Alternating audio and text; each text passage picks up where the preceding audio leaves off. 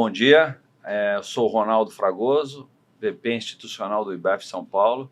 Estou aqui hoje com os nossos executivos de finanças, Valdo, Blanco, Filipe e Malfitani, onde nós vamos aproveitar para falar um pouco sobre a pesquisa Firmus, que é uma pesquisa do Banco Central, que foi concebida, preparada e organizada para trazer as informações de mercado das empresas não financeiras e que tratam também de tendências econômicas. Então, nós vamos ter aqui os especialistas comentando um pouco sobre essa questão setorial e dizendo também as perspectivas para o fechamento de 2026.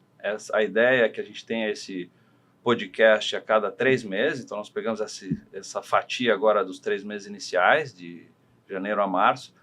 O fim da coleta coincidiu exatamente com o início de uma questão geopolítica, a questão de guerra, então ela vai ter um efeito ainda não capturado, mas a gente entende que esse contexto atual é super relevante e principalmente para os associados do IBEF entenderem onde que a gente vê essas questões com maior impacto ou não, tá certo? Então, a ideia de trazer diferentes setores aqui, os executivos financeiros aqui, os CFOs de grandes empresas, tem exatamente essa dimensão do que está afetando isso num ano complicado, um ano onde a gente tem aí questões não só das questões geopolíticas globais, mas aqui no Brasil a gente tem eleições, a gente tem Copa, a gente tem situações específicas que afetam os nossos setores.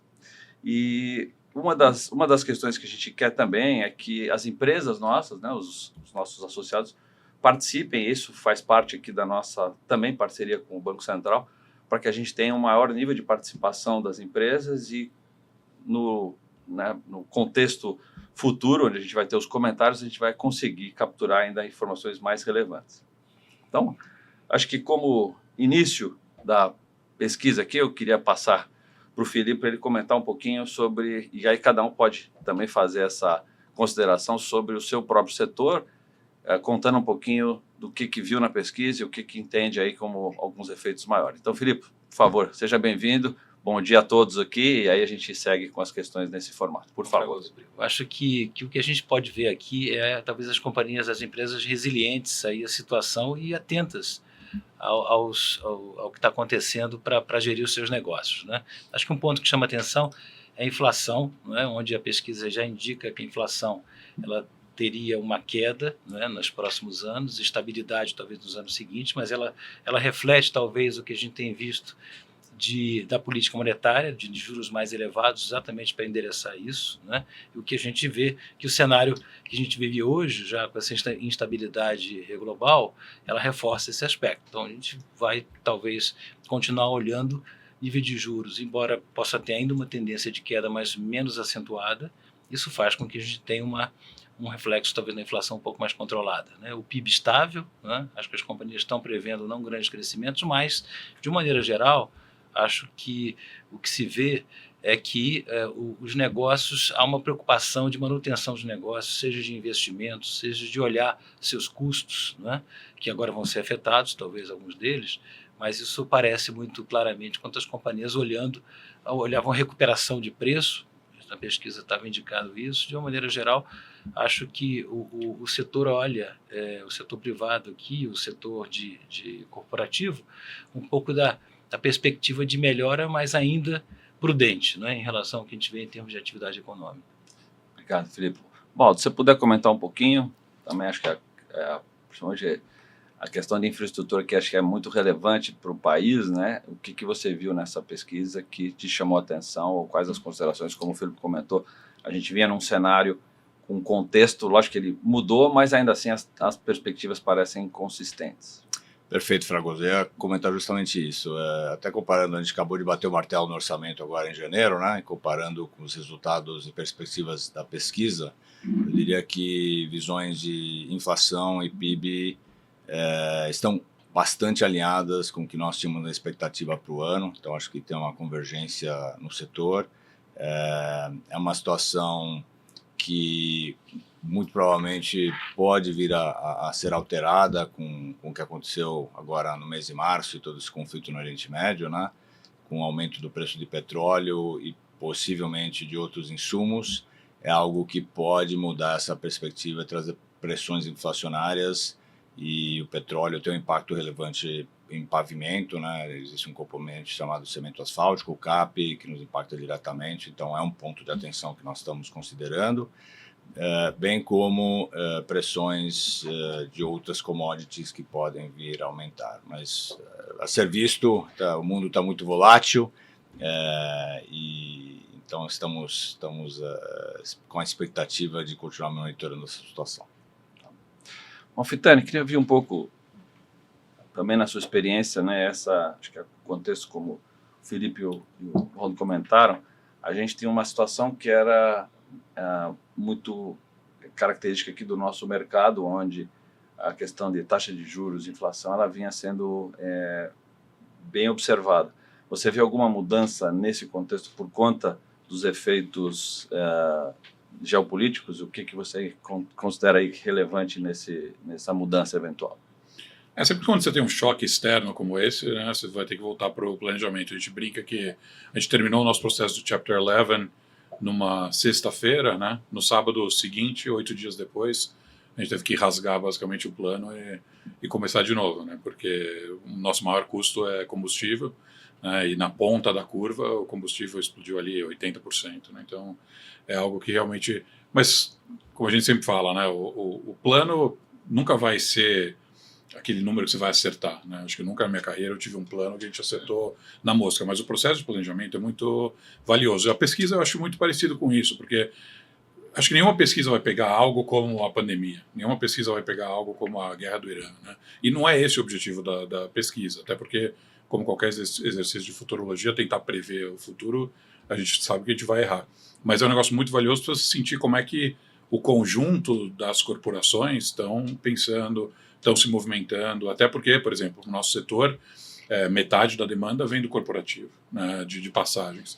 O nosso business de carga é 100% B2B, né? Então, eu saber como as pessoas que tocam as nossas empresas clientes estão pensando, isso é muito valioso, né? Então, saber que elas estão esperando uma expectativa ali de inflação meio que na casa dos 4%, que o PIB, tudo bem, para um país emergente, eu acho que é uma tristeza a gente ter um PIB de 1,8%, mas 1,8% para nós é uma coisa boa, não é uma crise, não é uma recessão. Então, quer dizer que os nossos clientes que usam a viagem como uma ferramenta de vendas, né, como uma ferramenta de desenvolvimento de negócio, vão continuar viajando. Porque quando você está indo para uma recessão, é quando você fecha a torneira da viagem. Você fala, ninguém vai viajar, né, principalmente nós, né? Os CFOs, na hora, passam aquela mensagem para a empresa inteira falando, ninguém viaja. Aí o pessoal de venda só, tá bom, ninguém vende, né? Porque se eu não for viajar, eu não vou vender.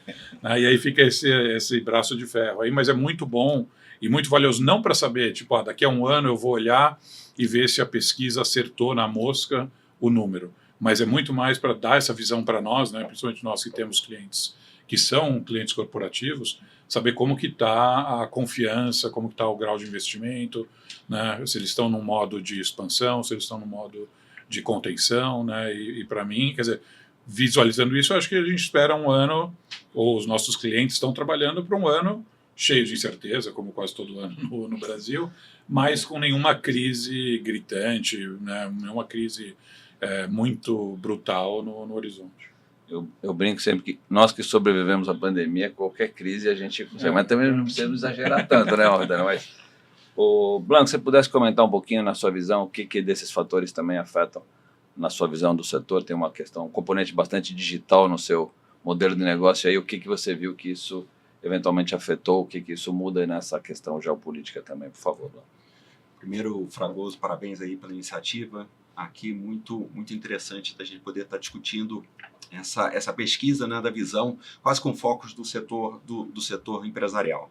Acho que a primeira coisa que me chama a atenção na pesquisa, né, é o próprio perfil dela, né? São 309 respondentes nessa última edição, né? E como esses 309 respondentes comparam a perspectiva do seu setor contra a economia, né? Tem uma diferença entre a percepção do desenvolvimento do setor para o desenvolvimento do PIB. Geralmente, no seu setor, os respondentes eles tendem a ser mais positivos em relação à economia do que uma visão em relação a toda a economia.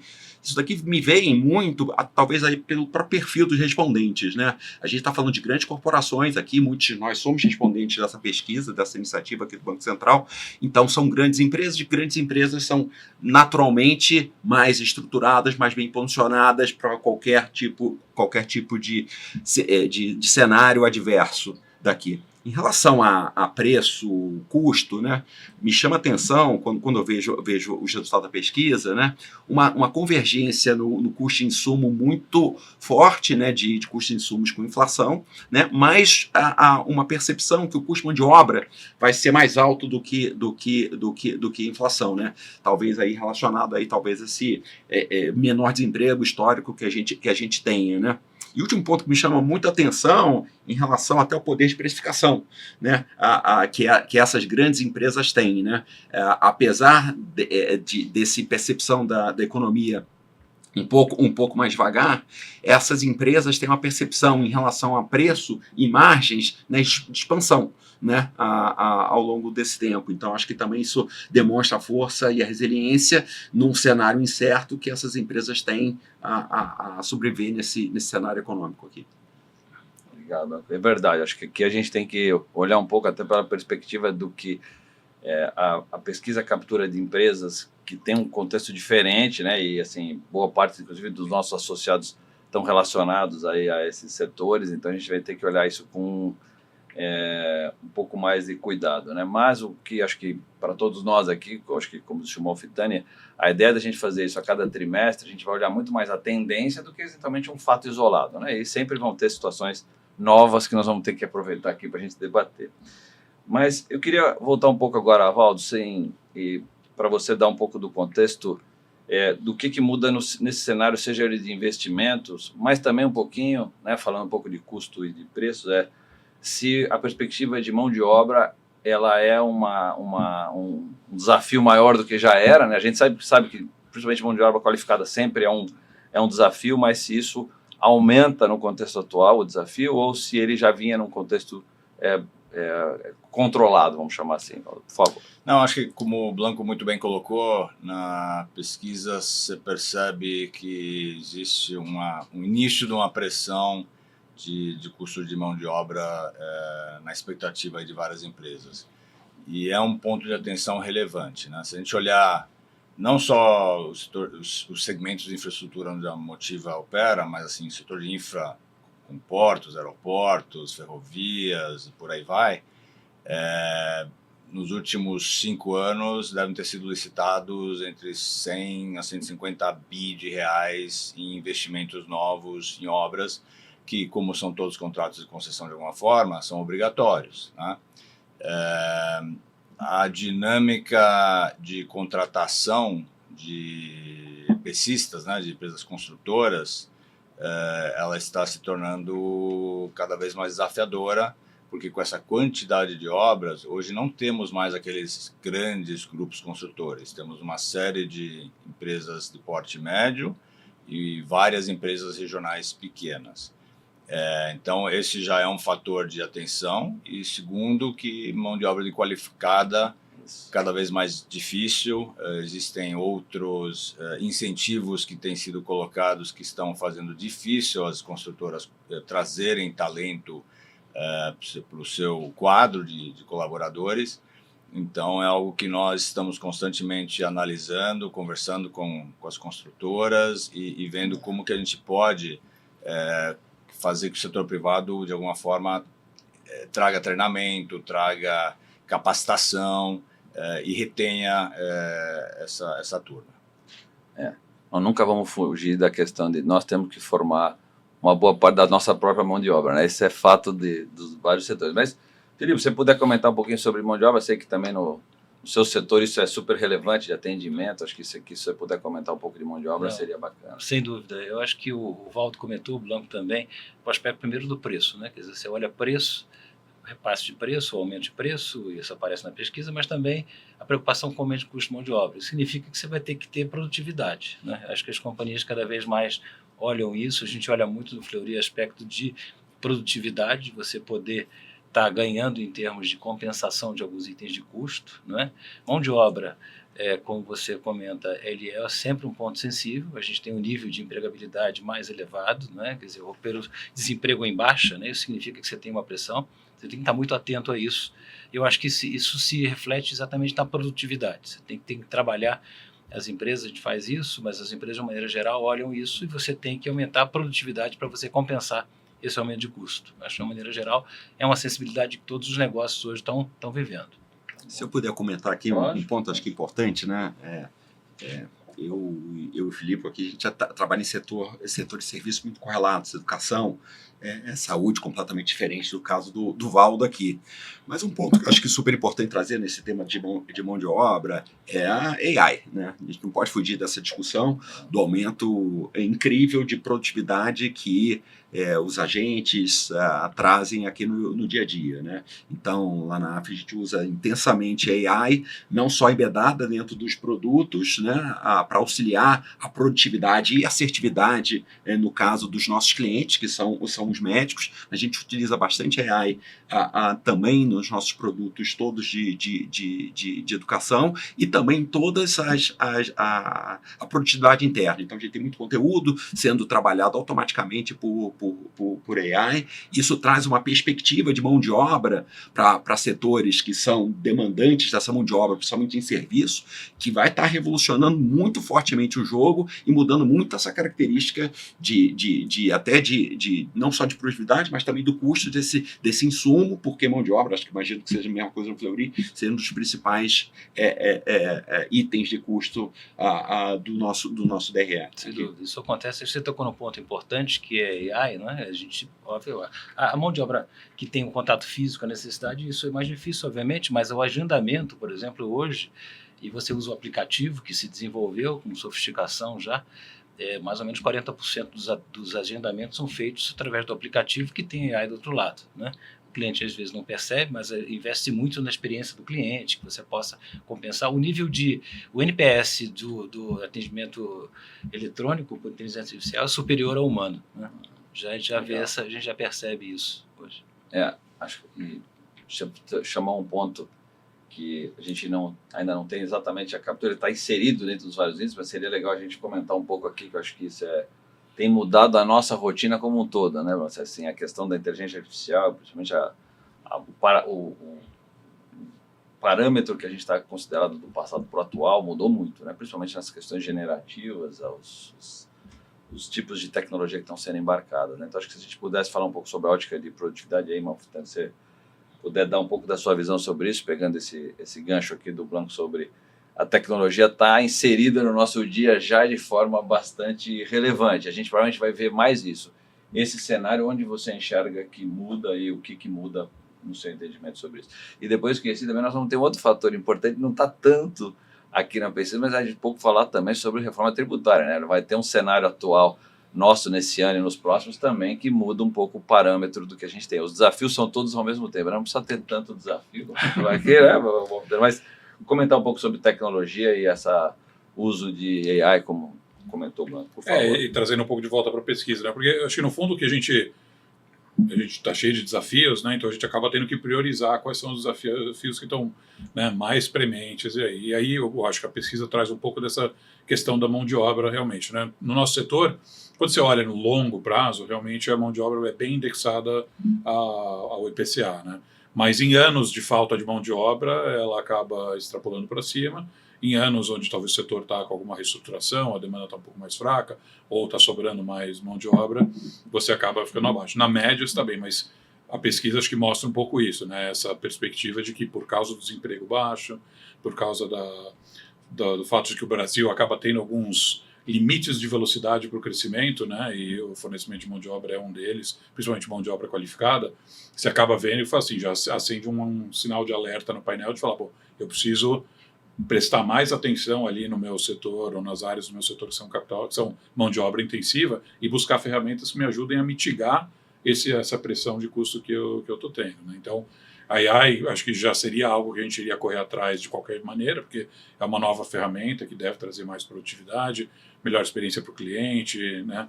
Mas o fato de você precisar de mão de obra, né?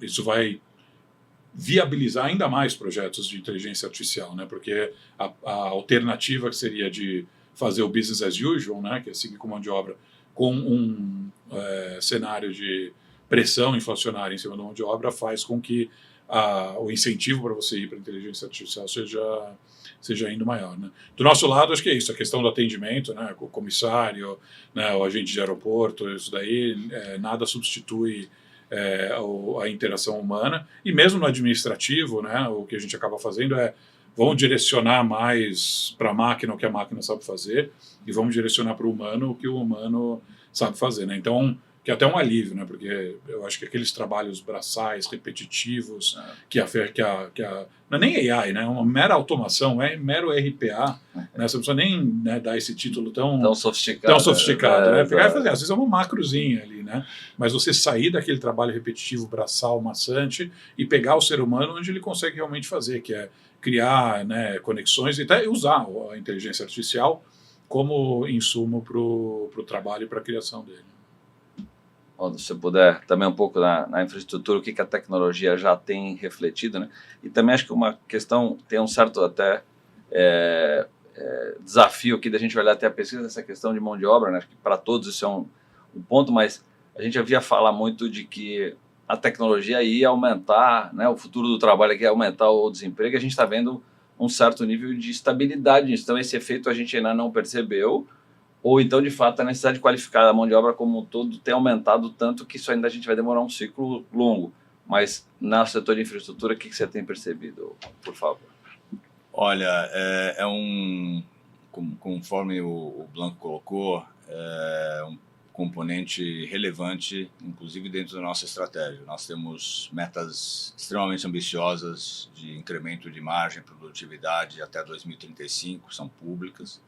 E o grande pulo do gato não é só a melhoria de processos, sistemas, mas sim a aplicação de tecnologia. Então, nós já embarcamos há 1 ano e meio num projeto de aumento de digitalização, criamos um Digital Hub na Motiva, estamos focando agora em AI e talvez um pouco mais limitado no Gen AI, mas vamos chegar lá, e muito mais focado em custos e manutenção. Então, no centro de serviços compartilhados, por exemplo, né, ainda temos muitas atividades manuais. O plano é digitalizar o que é possível e aplicar IA onde é possível para aumentar a produtividade e dentro do seu ponto de que isso não vai gerar desemprego, a ideia é trazer os colaboradores que estavam fazendo atividades repetitivas, retreiná-los para que eles possam se adaptar à tecnologia e começar a usar essa tecnologia a seu favor. Então, acho que é algo que é positivo para os colaboradores como um todo. Em supply, também, nós estamos usando IA para começar a fazer negociação direta de compras ágeis, sem que haja interferência humana. Então, é um processo relativamente novo. A gente fez um POC o ano passado, já estamos implementando o MVP esse ano. Então, de novo, é algo que a gente imagina que vai trazer uma grande produtividade para o grupo. E em manutenção, especialmente no nosso negócio de trilhos, o que se chama de Condition-Based Maintenance, né? Ou seja, uma manutenção preventiva com base em condições dos trens, dos trilhos, da sinalização. Você precisa aplicar tecnologia, ter monitoramento da evolução daqueles equipamentos e trens para poder prever quando você tem que fazer a manutenção, para você poder prever que tipo de estoque você vai ter. E tudo isso é uma parte fundamental para a gente ter um avanço nesse quesito. Obrigado, Valdo. Acho que nós temos aí só agora mais 5 minutinhos aqui para fazer algumas considerações finais aqui. Eu pediria aí que cada um só fizesse, dentro desse contexto, falar um pouquinho sobre juros, sobre inflação, sobre mão de obra. Parece que não, a gente cobriu aqui a pesquisa quase que de maneira integral. Logicamente, a ideia não é entrar em detalhes, né? As pesquisas vão estar disponíveis aí para acesso, e principalmente para nós, pelo IBEF, o que a gente quer é um pouco dessa análise setorial, né, Filipe? E assim, acho que olhando agora para o ano e com todas essas dificuldades e esses desafios, não precisava ter tanto, mas já que a gente está nessa, o que você enxerga o principal aspecto aí para 2026? O que você tem aí como visão nessa? E aí cada um comenta um pouquinho e a gente faz aí o encerramento geral por conta disso. Por favor. Bom, obviamente, Fragoso, eu acho que o ponto importante é você ter aí a capacidade de planejamento à luz da situação que está se desenhando, né? Quer dizer, como o Malfitani falou, a gente não consegue, a gente vai planejar e a gente vai ter que ajustar o planejamento, mas a gente tem um cenário claramente de uma pressão maior de custo, né? Então, mas as companhias, e todos nós falamos aqui sobre isso, da preocupação com a produtividade, com a adaptação de algumas ferramentas para você melhorar isso e compensar, mas há uma preocupação de prudência do que tem, mas acho que as companhias continuam olhando e a preocupação que nós temos é continuar seguindo, continuar crescendo. Acho que isso todos nós temos essa preocupação, mas da melhor maneira que a gente possa ter aí rentabilidade do que a gente faz na receita. Tá bom. Não, se você puder também dar um pouco da sua visão para o ano. Acho que o grande ponto primeiro um ano tão Tá desafiador certo, não, daqui. tá certo que a gente fala aqui em previsão, é verdade, mas assim, só observa, falar em desafio, a gente já está quase que no desafio diário, mas falar por ano, então é mais difícil ainda, mas tudo bem, a gente é o nosso papel aqui, a gente tentar fazer essa visualização futura aqui, vamos lá. Ainda mais aqui com dois equilibristas aqui do lado.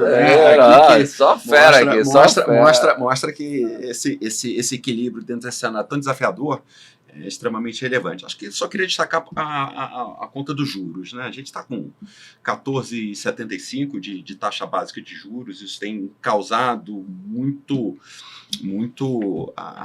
demanda do custo de capital das empresas, né? Causando alguns movimentos relevantes em alguns setores, algumas empresas específicas aqui, e ainda mais no ano eleitoral e no ano de guerra. Né? Obviamente a guerra, como o Malfitani falou, era impossível prever, mas o ano eleitoral a gente sabia que estava aqui.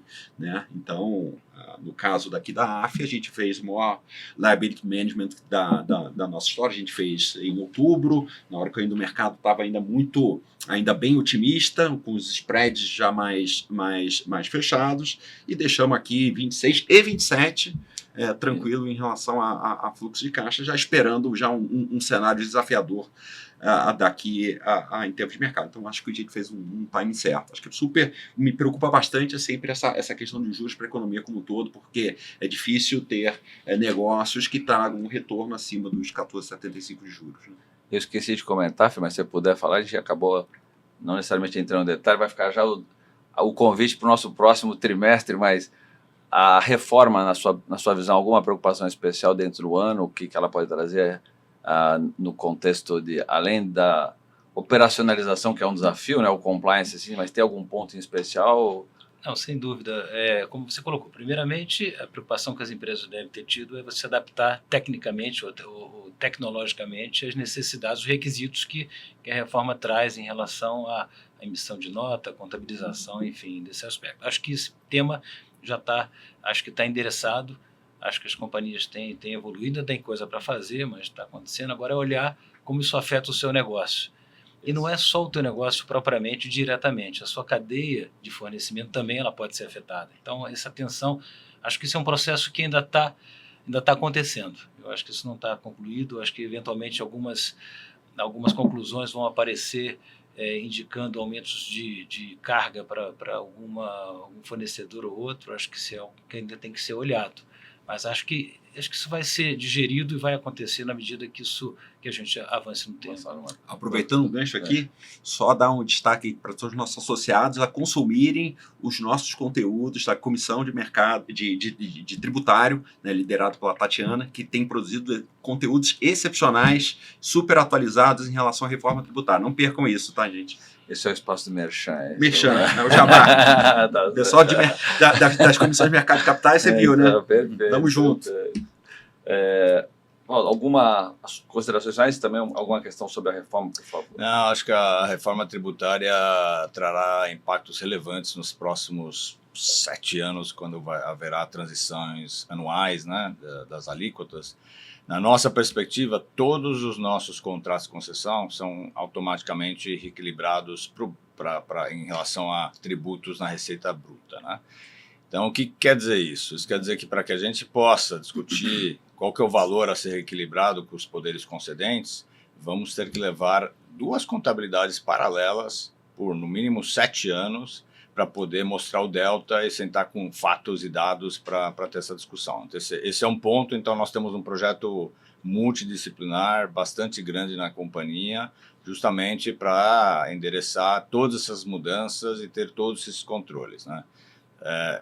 onde também temos um ponto de atenção, que inclusive o Filipe comentou, como é que isso vai impactar a nossa cadeia de fornecedores? E aqui eu me refiro em particular aos fornecedores menores, porque os fornecedores menores talvez não tenham ou a sofisticação, ou o capital, ou as pessoas capacitadas de forma que eles possam rapidamente implementar as mudanças necessárias para se adaptarem à reforma tributária, né? Então, esse é um ponto. E se você juntar isso com o fato que a Selic está a 14,75, você tem pressão no custo de financiamento, você tem pressão num custo adicional de você fazer essa transformação por um prazo relativamente longo. Então, nós estamos sempre conversando com os fornecedores, sempre monitorando, temos um programa relevante para nos... para não ter surpresas, né? Mas é algo que temos todos que ficar de olho em todos os nossos setores. Não, sem dúvida. Obrigado. Malfitani? Com relação à reforma, acho que é isso. Você realmente está entrando nesse mundo, por mais que a reforma faça sentido, né, e daqui a 7 anos tudo der certo, a gente vai ter uma estrutura menos bipolar, menos, né, esquizofrênica de impostos, mas e por mais que a transição seja absolutamente necessária, porque ninguém ia querer sair de um mundo num ano e estar num mundo radical no outro, a transição é um investimento grande para todos nós, né? Porque você vai viver num mundo híbrido, né, onde você vai estar meio que ainda sem conseguir enxergar o impacto final, porque você vai estar naquela transição, vai estar todo mundo se adaptando e você vai estar gastando, né, por mais que não seja 2 vezes, mas você vai estar gastando mais do que mais do que você gastava antes da reforma, e a gente espera mais também do que você vai estar gastando quando a reforma estiver concluída, né? Mas é o que é mais uma dos fatores que a gente precisa lidar, né? E com relação à pesquisa, acho que é uma iniciativa muito bacana, que acho que é ótimo a gente estar aqui discutindo, porque é algo que tem que ser divulgado, acho que é algo que tem que ser apoiado, porque é mais uma fonte de informação para a gente tentar montar aquele mosaico que a gente tenta montar todo dia, né, de o que é a realidade que eu estou lidando, para que lado que eu vou, e isso traz uma perspectiva, né, bacana do setor empresarial, e que a gente falou, não o número cru em si, mas como é que isso estava na última pesquisa, né? Qual foi a mudança? Com certeza essa mudança de fevereiro para maio vai ter todo esse impacto da guerra, né? A dispersão, né? Dispersão acho que é uma coisa muito interessante que a pesquisa traz, e dispersão mostra incerteza, né? Quanto mais convergindo os números tiverem, talvez mais consenso você tem. Quanto mais dispersão, mais certeza. Isso é uma informação útil também para a gente extrair, saber como que os nossos parceiros clientes estão se sentindo, né? Então, no geral, acho que tanto a iniciativa do Banco Central como a iniciativa do IBEF são algo a gente manter e parabenizar. Obrigado. Então, primeiro, em nome do IBEF, queria agradecer a participação do Filipe, Blanco, Waldo e Malfitani, CFOs de grande experiência para contribuir aqui com esse debate. Essa iniciativa, como comentou o Malfitani, ela é conjunta pelo IBEF São Paulo e baseada na pesquisa do Firmus, né? Então a gente tem aí uma perspectiva de seguir com essa análise trimestralmente, o que é positivo para a gente olhar a tendência, não o número em si, né? Como a gente viu aqui, acho que dos diversos setores que a gente olhou, setor de saúde, setor de educação, de infraestrutura, de aviação ou de serviços juntos, né? Mostram que, ainda que a gente teve um efeito na pesquisa da questão geopolítica, as perspectivas permanecem, né? Os desafios são consistentes nos vários setores. Lógico que tem uns setores que são mais afetados do que os outros, em função do momento. A questão da taxa de juros afeta mais um do que o outro, a questão de mão de obra, em determinados momentos, também tem esse efeito. Os desafios naturais de questões tecnológicas têm também impactado os diversos setores, mas a pesquisa nos ajuda a direcionar essa discussão e também para os associados do IBEF ter um instrumento, como a gente comentou aqui, um instrumento de análise e uma forma de acompanhar isso periodicamente. Então, em meu nome, em nome do IBEF, agradeço a todos, foi um ótimo bate-papo, ninguém aqui tem a perspectiva de ter todas as respostas, mas pelo menos que a gente debata e crie essa cultura sobre alguns índices relevantes, que são através da pesquisa Firmus, mas com o conhecimento do IBEF nos vários setores, né? A gente tem muita especialização, muitos executivos com conhecimento que ajudam a gente a direcionar sobre isso. Mais uma vez, um ótimo dia, uma ótima semana para todos nós. Espero estarmos juntos novamente em breve. Obrigado.